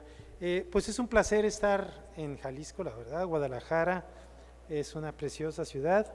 Yo vengo de Baja California, 3,000 kilómetros más o menos, tuve que venir para estar con ustedes. Entonces me da mucho gusto poder participar en este foro, y el agradecimiento pues a Mara, a este congreso, a este espacio tan maravilloso, y a mis compañeros Pedro y Felipe, que son viejos amigos y muy admirados. Yo les voy a hablar sobre qué viene en materia de evaluación basada en la inteligencia artificial. Yo creo que es un tema que no se ha tocado, que es muy novedoso, porque la inteligencia artificial, aunque la venimos oyendo desde hace mucho tiempo, realmente desde el 2022, con el ChatGPT, que muchos de ustedes deben de conocer, es que se hace público y que la gente común y corriente puede tener acceso a estas herramientas que vienen a transformar el mundo como lo transformó el Internet, por decirlo menos. Creo que va a ser todavía mayor. Entonces digo que como este es un foro sobre evaluación del aprendizaje o evaluación y educación superior, yo diría que pensaría con este pensamiento, ¿no? El propósito de la educación es lograr que los estudiantes aprendan, y el objetivo de la evaluación es corroborar en qué medida se logra dicha meta. Entonces, esto viene a colación un poco por lo que decía Pedro, ¿verdad?, de que se ha denostado una herramienta. Es como decir, no utilicen un martillo porque alguien lo utilizó para mal, pero la educación sin evaluación es la mitad de ella, porque no nos damos cuenta de que si logramos o no los objetivos. Ya sea que se califique o no, que se repruebe o no, que es un tema bastante importante de discutir, la evaluación es la herramienta que te genera información sobre qué conocimientos, habilidades, competencias, como le quieran llamar, adquirió el estudiante en una asignatura o en un tiempo en particular. Y yo diría que la evaluación del aprendizaje es el área de oportunidad más importante que tiene la educación, que tiene la inteligencia artificial en el ámbito de la educación. Por supuesto está toda la parte de la enseñanza, de la cual no voy a hablar en este momento. No sé si, sí. Entonces, la inteligencia artificial, así muy brevemente, es el campo de las ciencias informáticas que utiliza algoritmos matemáticos o modelos matemáticos complejos para tratar de imitar la forma en que el cerebro humano funciona. Está fuerte el reto, porque yo lo oí hace mucho tiempo, yo soy psicólogo, y decía, pues si ni conocemos cómo funciona el cerebro humano, pues mucho menos la inteligencia artificial. Pero de eso a esta época son más o menos 40 años y creo que ha mejorado muchísimo. A medida que se le da más información y entrenamiento al algoritmo, se vuelve más inteligente, digamos entre comillas, y puede realizar tareas más complejas. Con el lanzamiento de este programa que les decía, el ChatGPT, en 2022, todas las personas tenemos acceso a esa herramienta. Ya ahorita hasta en WhatsApp comienza a haber una herramienta de inteligencia artificial, y mi mejor recomendación, antes de terminar esto, es que la usen. Que la usen, que la aprendan, porque es una herramienta, la verdad, maravillosa. La palabra en inglés chat del ChatGPT significa poder interactuar con los usuarios a través de una comunicación en lenguaje natural. Quiere decir que tú estás hablando con otra persona, estás hablando con la computadora y le dices, oye, yo quisiera saber qué es lo que va a pasar mañana en términos del tiempo. Y él te dice, bueno, ¿en qué lugar? Ah, no, pues yo estoy en Ensenada. Ah, bueno, en Ensenada va a pasar esto. Y tú puedes seguir la conversación sin tener que refrasear lo mismo. Entonces, estar trabajando, digamos, conversando de manera natural es un logro impresionante. Se tiene que entrenar, dice, que significa que se pasaron miles o millones de datos, de cantidad de datos, para que el sistema aprendiera una habilidad en particular. Miles o millones de datos. Entonces, una vez que él aprende, entonces podemos interactuar con mayor confianza. Y transformar se refiere a la arquitectura de una red neuronal que permite procesar y generar textos de manera eficiente. Es impresionante, tú le puedes decir, óyeme, genérame un texto de historia de México sintética para niños de 4º año de primaria. Y en no más de una página. Y lo genera. Y tú le puedes decir, pero fíjate que se te obvió tal parte, ¿por qué no la agregas? Y la agrega. O esto que me gusta, pero ¿por qué no lo generas para un niño menor de 3, 4, 5 años? Y lo hace. Entonces, la conversación que tú tienes con el sistema de inteligencia artificial es tan potente que, digamos, la interacción es como que tú estuvieras con otra persona, ¿no? Entonces, en el campo de la humanidad, pues uno entrena una gran diversidad de aspectos. Felipe tocó un tema que me parece muy importante, que es la evaluación por ejecución, que va para los médicos, para los ingenieros, para los arquitectos, que tú le pides no solamente que te diga algo, que te explique, sino que lo haga. Facilísimo evaluar, por ejemplo, si alguien sabe leer una partitura con inteligencia artificial. Facilísimo. Facilísimo saber si alguien sabe de anatomía con inteligencia artificial. Facilísimo. Y lo puedes hacer, como decía Felipe, en una interacción no solamente de una ejecución, también una interacción verbal en el cual va y regresa la información. Entonces, ¿qué nos ayuda la inteligencia o nos va a ayudar la inteligencia artificial? Es a conocer el progreso de los alumnos en tiempo real. Que eso es algo muy importante, identificar las tendencias de aprendizaje de los distintos grupos de estudiantes, detectar patrones de desempeño y comportamiento que pueden prevenir posibles fracasos y abandonos escolares, planificar programas basados en datos.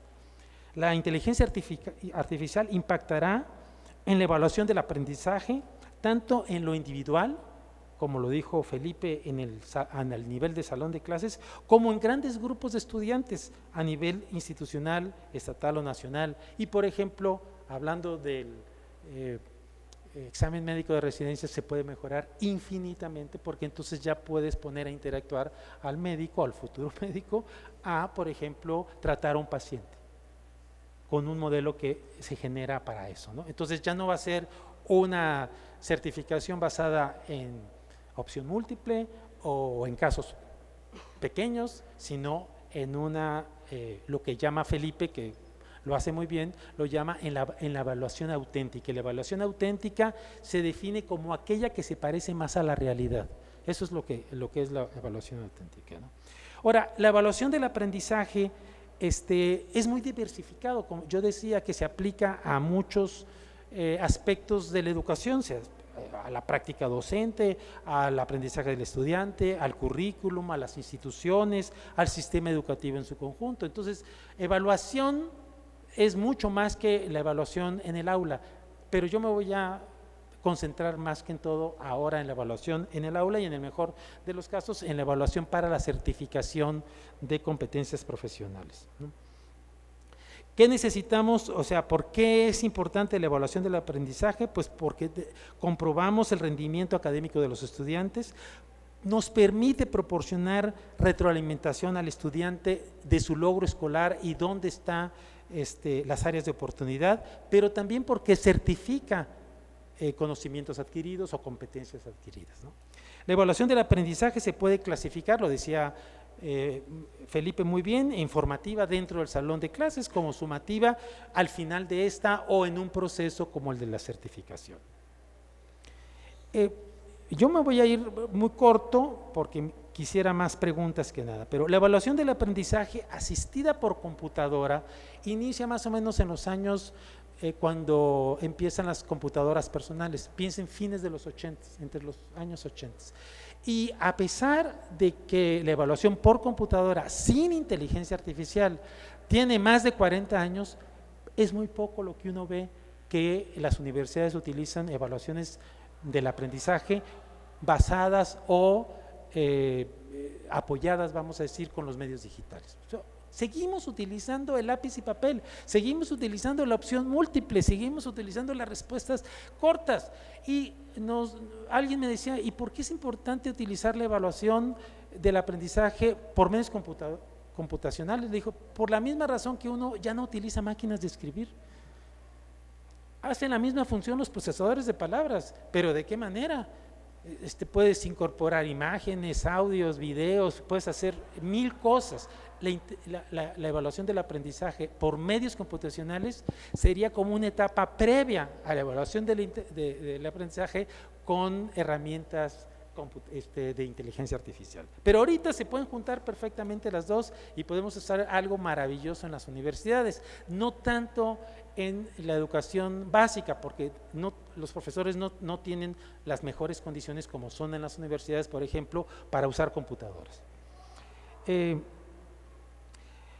Las evaluaciones de lápiz y papel, pues, o sea, vienen de siglos atrás, ¿no?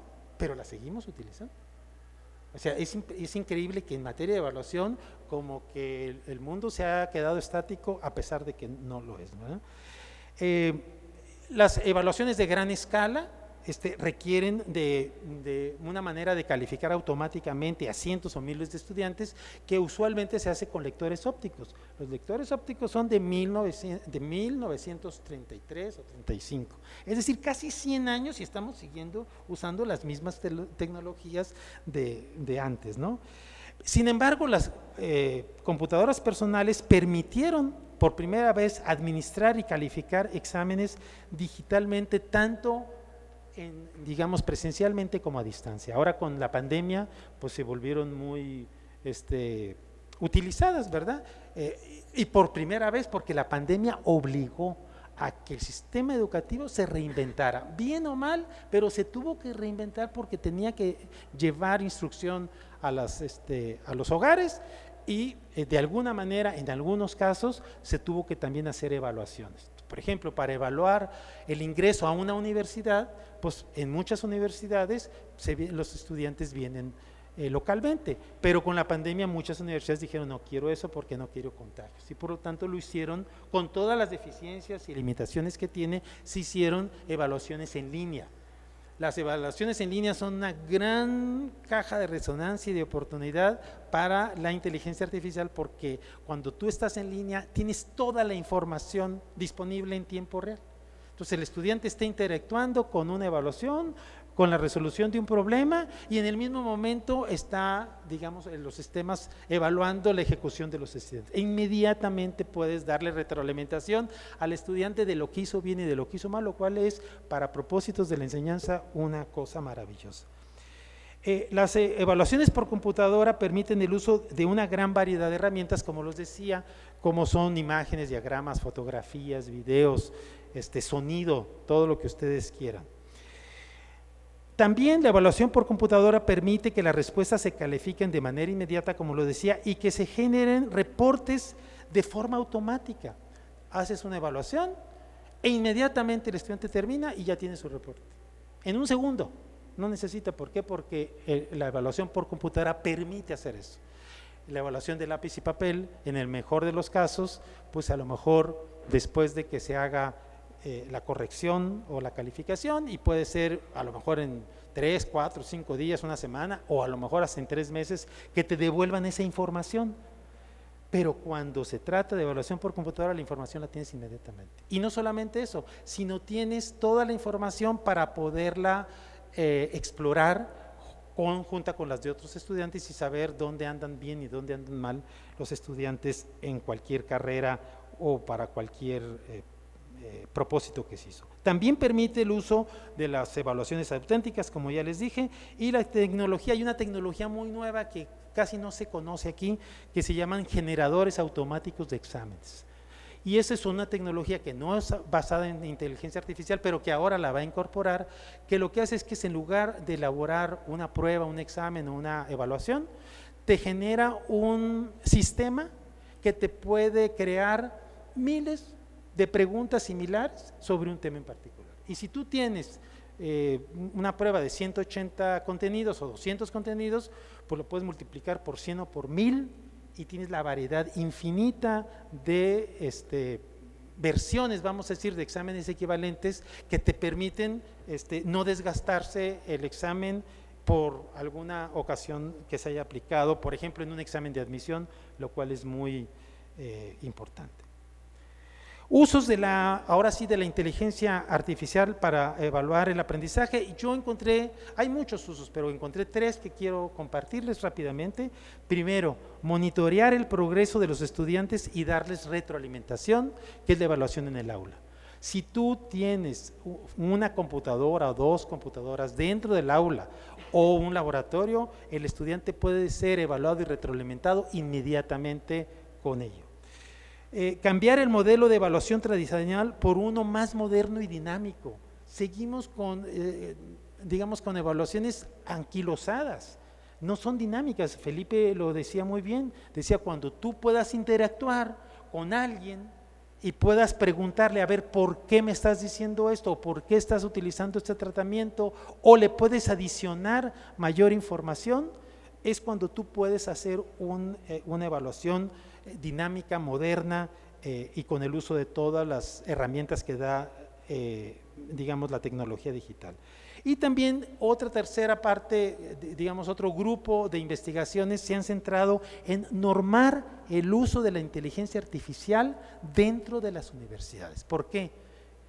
Porque cada vez los estudiantes son más listos que los profesores, perdón por decirlo así, pero yo me incluyo como profesor, no como estudiante. Ellos ya saben usarla mucho más rápido que uno y ya la usan. Entonces, querer limitar, prohibir el uso de la inteligencia artificial en una universidad, a mi manera de ver, es errónea. Donde va el rumbo en particular es a normarla, a enseñarles a los estudiantes cómo se debe de utilizar y cómo no se debe utilizar y qué riesgos se corren utilizándola mal en términos de, digamos, autorías o en términos éticos, por decirlo de esto, ¿no? ¿Cómo monitoreamos el progreso de los estudiantes y les damos retroalimentación? En principio, si nosotros tenemos una gran cantidad de estudiantes, piensen que tenemos 20 estudiantes, ¿cómo le damos a un estudiante la retroalimentación inmediata en el salón de clases sobre un tema en particular? Pues solamente aquel que pregunta. Ahora, es común que en un salón de clases haya poquitos que pregunten y muchos que se quedan callados, a los cuales no se les puede dar retroalimentación porque no te dan la oportunidad de hacerlo. Bueno, con estos sistemas te va a permitir hacerlo. Le vas a pedir al estudiante, mira, siéntate aquí y platica con la computadora para que le vayas respondiendo lo que te va a ir diciendo sobre el tema en particular que estamos tocando. Y al final te va a decir inmediatamente qué hiciste bien, qué hiciste mal y dónde tienes que reforzar aquellos conocimientos. Entonces, a un profesor que tiene 20 o 30 estudiantes, le es imposible dar retroalimentación al estudiante de manera continua. Con estos mecanismos y con estas herramientas es posible hacerlo. Por supuesto, requieres de computadoras, eso no te las salvas, pero hay que apostarle al uso de la tecnología digital, que pues ya hace mucho que llegó, para poder mejorar tanto la enseñanza como la evaluación del aprendizaje. La enseñanza y el aprendizaje en línea son, digamos, como el contexto perfecto para la inteligencia artificial, porque están interactuando de manera directa, de manera, ¿cómo se llama? No presencial, pero sincrónica y no asincrónica, ¿no? Se les puede dar una calificación, decía Felipe, en educación superior. Bueno, aquí estamos en educación superior, puedes entrenar al sistema para que califique qué tan bien hizo un estudiante, por ejemplo, un ensayo. Fíjense lo difícil que es evaluar la expresión escrita. ¿Cómo evaluamos la expresión escrita? Todo el mundo decimos, es que los estudiantes llegan y llegan con muy malas capacidades para escribir, no saben escribir textos. Bueno, ok, vamos a ayudarles a que escriban textos. Ahora, pónganse a escribir en un grupo 20 textos y luego pónganse a calificar qué les gusta, decía Felipe, en rúbricas, en 20 rúbricas, ortografía, cohesión, coherencia, contenido, lo que ustedes digan, nunca terminaríamos. Y luego si le hacemos caso a Felipe, dice, no, pero no con una persona, con unas 3 cuando menos para que se pongan de acuerdo en esas rúbricas. Es decir, es algo que no se puede hacer usualmente dentro del salón de clases y solamente a lo mejor en los exámenes de certificación se pudiera hacer. Pues ahora no, ahora sí lo vas a poder hacer, porque vas a poner a escribir al estudiante, le puedes decir, por ejemplo, mira, ve este texto que habla bien del aborto, ve este texto que habla mal del aborto, ahora escríbeme un texto y pon tu posición, la que sea, y argumentame por qué estás hablando sobre tu posición, ¿no? ¿Qué argumento, ¿no? Lo escribe y luego le dices al sistema, lee este texto a favor, lee este texto en esto, y ahora califica qué tan bien escribió el estudiante su argumentación en un sentido o en otro. Y utiliza estas rúbricas, donde si tiene errores gramaticales tal, le pones 1, si tiene lo que tú quieres, le das 20 reglas y en un segundo lo hace. Ahora, ¿qué tan bien lo hace? Esa es una cosa que es muy importante decir. Los sistemas de inteligencia artificial están mejorando día a día, pero no lo hacen correctamente bien en todo. Entonces uno como profesor y como universidad tiene que ser muy cauto, porque lo más fácil es decir, pues perfecto, le puedes decir a la inteligencia artificial que te haga un examen, que se los aplique y luego que te los califique. Eso lo puedes hacer, perfecto, y te va a dar la calificación de cada uno de los estudiantes. Y lo hace en un segundo. La pregunta es, ¿y lo hizo bien? ¿Qué tan bien lo hizo? Entonces uno tiene que ser muy precavido para no sobredimensionar ese uso, que al final lo va a poder hacer, pero con, digamos, con un cuidadoso proceso de elaboración y luego de seguimiento para saber qué algoritmo es el que mejor resultados da, porque ahora ya hay esas herramientas. Nosotros podemos avanzar, si no totalmente en automatizar, pero sí darle un avanzón tremendo. No se imaginan lo que les puede ayudar. Bueno, ok. Anticipar los resultados de aprendizaje de los estudiantes también es importante. Si tú le dices, mira, las variables con que llegaron los estudiantes entraron con este promedio, en el examen ingresó así, etcétera, etcétera, y les das una cantidad de variables, el sistema puede anticipar y decir, este alumno tiene riesgos de abandonar la escuela, abandonarla tempranamente por estas u otras razones. Entonces ayuda mucho eso, y también ayuda al final a saber si el estudiante es un experto o es un aprendiz en un momento, digamos, en un punto determinado. Entonces, el cambiar el modelo de evaluación tradicional a uno dinámico es dirían los americanos, un must. Tenemos que hacerlo, no podemos seguir haciendo lo mismo como que no pase nada en el mundo. Entonces hay que modernizar la evaluación haciéndola más auténtica y dinámica. Y la parte auténtica y dinámica la enfatizó mucho Felipe y lo mismo hago yo. Calificar las habilidades que hasta ahora se habían realizado de manera manual, como es el caso de la escritura, pero también como es el caso de diagnósticos médicos, como es el caso de diseños de arquitectura, como es el caso de cualquier profesión que requiera de una ejecución, la puedes hacer. Y no digo que sea fácil hacerlo bien, pero quiere decir que están las herramientas para poderlo hacer y que los universitarios, antes que nadie, deberíamos de ser los primeros en dominar esa herramienta y monitorear de manera continua los procesos cognitivos. Bueno, me voy a ir nada más al final en conclusiones, porque ya me pusieron aquí un torniquete. Oportunidades. 1, me voy a conclusiones, por favor, allá los que están…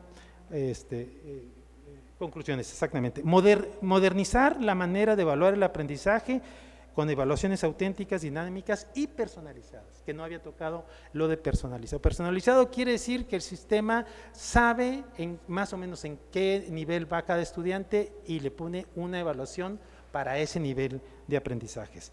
Automatizar la retroalimentación de los estudiantes, ya se los había comentado. El uso de respuestas construidas para evaluar el dominio de un idioma. Escribir un texto es una respuesta construida.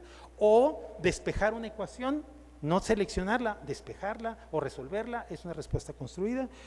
El uso de simuladores para certificar competencias profesionales, a mi manera de ver, es lo más atractivo, porque uno puede hacer simuladores sin tener un simulador, es decir, simuladores en computadora. Las evaluaciones de competencias difíciles de evaluar por medios tradicionales, como la creatividad y el pensamiento crítico, vienen siendo un reto para la inteligencia artificial, pero algo en la cual nosotros tenemos que trabajar. Casi para concluir, riesgos. La inteligencia artificial mal utilizada puede introducir nuevos problemas educativos. Creer, por ejemplo, que todos sus resultados son válidos. Eso es muy común, ¿no? Es como cuando uno va al Google y le pregunta algo y le da una respuesta, uno considera que es correcta la respuesta que te está dando y no necesariamente. Sin embargo, para ponerles solamente un caso, en las pruebas norteamericanas de certificación de competencias médicas, perdón, que repitamos tanto lo de competencias médicas, pero ahí se ha trabajado mucho, la inteligencia artificial contesta de 90 a 95% de respuestas correctas. Le dices, a ver, contéstame estas de certificación. Entonces, se dan cuenta que tiene una cantidad de información que puede ser, digamos, de mucha valía. Sustituir o minimizar el rol del estudiante, del docente en la evaluación, enfocarse en evaluar lo fácil, pero no lo sustantivo. Corremos ese riesgo también. Realizar evaluaciones fáciles de plagiar. Ojo, el plagio es un tema central en el uso de la inteligencia artificial. Entonces, lo que hacen los estudiantes, a lo mejor no todavía aquí, pero en Inglaterra, por poner un ejemplo, pasan 5 veces el texto por distintos métodos de inteligencia artificial para que no se parezca a ninguno. Entonces, pueden hacer pasar porque es un texto de ellos, un texto original, ¿no? Fomentar o facilitar el plagio, invadir la privacidad de los estudiantes cuando se trata de que uno los está observando a través de las evaluaciones en línea. En las evaluaciones en línea uno puede ver los movimientos de los ojos, cómo mueve el cursor, cuántos segundos se tardó en leer, cuántos segundos se tardó en responder, en dónde respondió, en dónde no. Puedes hacer todo eso y puedes tener un diagnóstico, pero eso es también una invasión a la privacidad del estudiante, por lo cual hay que tener mucho. Y finalmente, la última con la cual empecé es hay que alfabetizar en inteligencia artificial. El uso de esta herramienta en instituciones educativas no es posible sin una educación, sin una capacitación docente. Entonces, como universitarios y como directores de centros de la propia universidad, pero también de escuelas y centros de investigación, hay que alfabetizar, hay que capacitar a los profesores y hay que invitarlos a que utilicen esta herramienta. Dicha alfabetización debe iniciar en etapas tempranas en la formación de todos los niveles educativos, pero en educación superior, pues en el momento en que contraten a los profesores, un cursito de pedagogía no les hace mal, un cursito de evaluación tampoco, y un cursito del uso de medios digitales e inteligencia artificial es muy importante. En China existe un plan para enseñar a todos a todos los docentes, desde el preescolar hasta el universitario, el uso de esto, y especialmente en educación superior. Y termino diciendo que es importante abordar la parte técnica como el aspecto ético de la inteligencia, porque nos viene a poner en una situación que antes no teníamos. Gracias.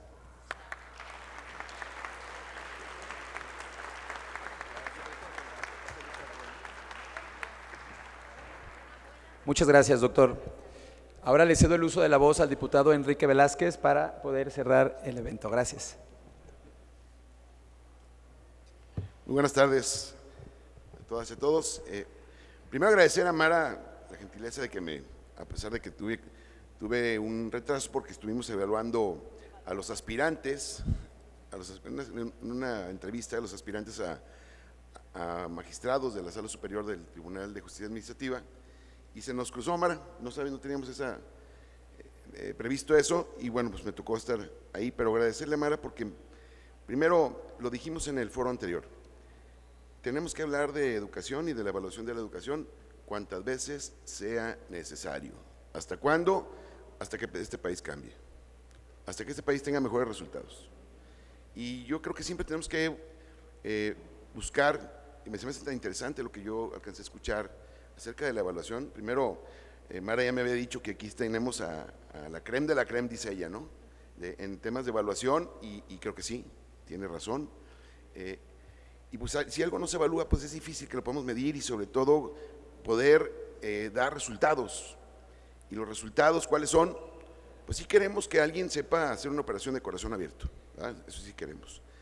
Pero los objetivos son mucho más, y es poder crear ciudadanía, tener buenos ciudadanos, que entiendan por qué se pagan impuestos, que sepan cuál es el Estado de Derecho, que sepan que no deben de cruzar líneas cuando defendiendo sus derechos agredan a otros.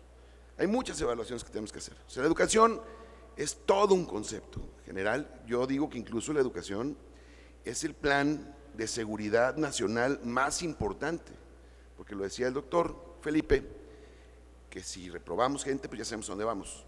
Y esa discusión la hemos tenido desde hace muchos años. La mayoría de las universidades y la mayoría de los sistemas educativos, desde secundaria, como que creen este falso concepto de que debemos de educar a los mejores. ¿A los mejores de qué? ¿No? O sea, incluso hemos sido tan omisos en algunas cosas que no podemos identificar a las personas con altas capacidades, hombre. Son verdaderos genios, pero que nuestro sistema no ha podido aterrizarlo para poder aprovechar esa genialidad. Entonces, a mí me parece que eso se debe seguir discutiendo, pero también se debe seguir aterrizando. O sea, nosotros no podemos correr a los chavos, no podemos correrlos, y digo, todas las universidades y los sistemas tienen así el sistema de reprobación, y aquí no queremos huevones, todos se van a la calle. Y entonces, ¿qué logramos? Construir ese ejército que ahora nos ataca, desde hace mucho tiempo. Así como, ese no es tema, pero una política absurda, que es meter a la cárcel a consumidores de marihuana, pues logramos meterlos a la maestría y el doctorado. O sea, nos fuimos a la labor más débil, a la cadena más débil, al consumidor, y hoy tenemos un país profundamente violento, y que yo no veo otra solución, ni más policías, ni más armas, sino la educación. Pero luego, para saber si estamos haciendo las cosas bien, lo necesitamos evaluar constantemente. Y evaluamos a un alumno, evaluamos un grupo, evaluamos una carrera, evaluamos una escuela, evaluamos un sistema, pero tenemos que evaluar cuál es lo que más le conviene a este país. Y los que somos personas que nos hemos dedicado a la educación, vamos a seguir discutiendo esto. Vamos a tratar pero no nomás discutiéndolo, porque luego a veces en la izquierda nos tardamos toda la vida discutiendo. No, o sea, tenemos que tomar acciones y decisiones que nos lleven a equivocarnos, pero ya nos hemos equivocado y no lo hemos aceptado. Hay que evaluarlo para saber que estamos haciendo bien y seguirle y darle por ahí, y lo que estamos haciendo mal tenemos que corregirlo de manera inmediata, como esto de la reprobación y muchas cosas. Sí, efectivamente, una persona que no tiene la capacidad o no demuestra las habilidades necesarias para ser un cirujano en determinado caso, sí debe de haber una restricción y que busque otra cosa. Pero ya es una persona en educación superior que ya tiene otros valores, tiene otros principios que genera, que ayuda a construir esa ciudadanía. Por lo tanto, siempre yo reconociendo las grandes ideas de Mara y sobre todo sus grandes relaciones, y que convoca a esos personajes que nos ayudan a los tomadores de decisiones para construir un mejor Estado y un mejor país. Muchísimas gracias a todos por participar. Bienvenidos al Congreso del Estado.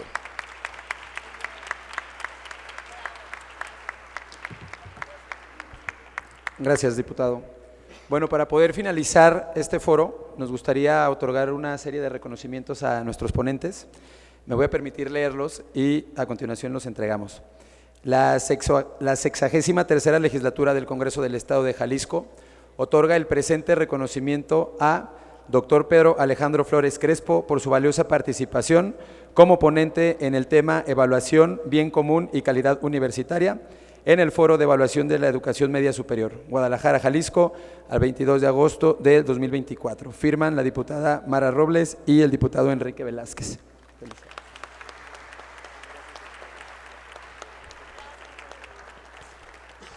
De la misma manera, otorgamos el mismo reconocimiento al doctor Eduardo Bakov Escudero. Muchas gracias y felicidades. Y bueno, al doctor Felipe Martínez Rizo se lo hacemos llegar sin ningún problema hasta su hogar y sabe que estamos eternamente agradecidos con usted. Muchísimas gracias.